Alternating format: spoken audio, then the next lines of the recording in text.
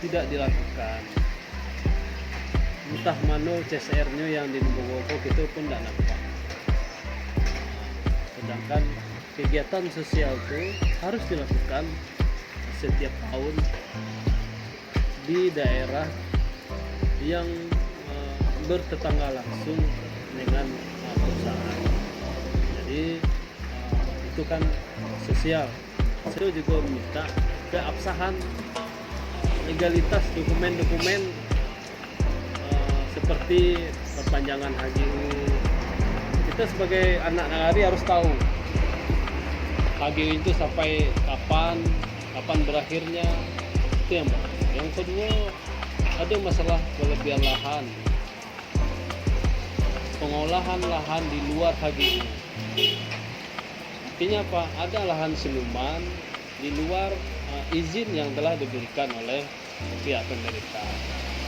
Itu yang pertama.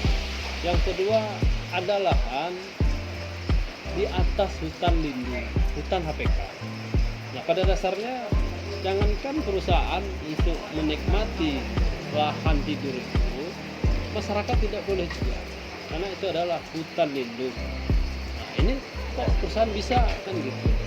Nah, jumlahnya tidak sedikit, ribuan, kurang 1000 hektar di hutan lindung. Nah, ini ada kaitannya dengan instansi-instansi terkait seperti kehutanan. Kenapa ini bisa terjadi? Nah, itu yang seterusnya ada penanaman sawit yang jumlahnya sangat banyak sekali di daerah konservasi sepadan sungai. Nah, daerah konservasi sepadan sungai ini jelas undang-undangnya untuk menjaga keaslian sungai supaya sungai itu tidak tercemar, sehingga ada batas antara bibir sungai dengan lahan untuk penanaman sawit supaya bahan-bahan beracun sekiranya pihak perusahaan mencemprot, artinya obat itu tidak masuk ke sungai. Nah, ini hutan ini mestinya ada, ini nggak ada, bibir sawitnya itu udah sampai ke pinggir sungai, udah ada yang terjun ke sungai. Ini kan aneh. Nah, di mana undang-undang itu? Kan begitu. Nah, kita minta itu pada pihak instansi yang terkait untuk membenahi itu.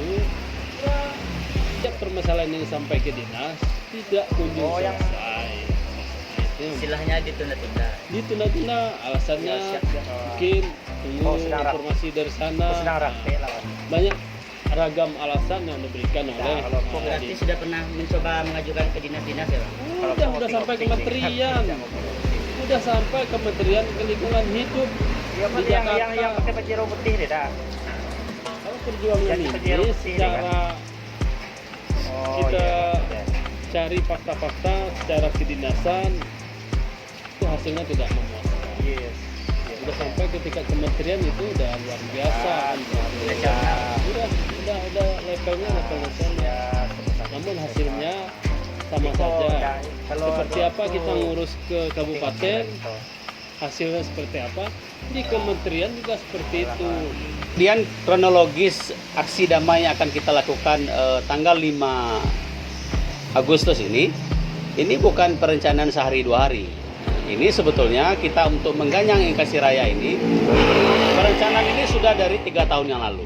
Sudah bertahun. Nah, sudah 3 tahun yang lalu, 1 tahun kita butuh waktu untuk sosialisasi dengan nenek mama, sebagai pucuk adat juga, sebagai orang tua juga, sebagai mama juga, untuk merestui gerakan anak kemanakan ini, untuk melakukan ganyang Inkasi Raya atau aksi damai Inkasi Raya. Tapi pada kenyataannya kita malah terkesan dihalang-halangi oleh nenek mama, sehingganya anak kemanakan sekarang ada perkara di pengadilan soal terima silih jariah 570 hektar di Inkasi Raya.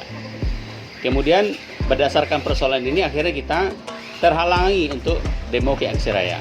Nah, untuk dari itu hari ini kita tepiskan itu semua, kita langsung aksi ke Inkasi Raya. Kami tulis surat ke Inkasi Raya karena sudah mendapat kuasa dari masyarakat sebagai penasihat hukum, memberikan surat ke Inkasi Raya tanggal 8 Juli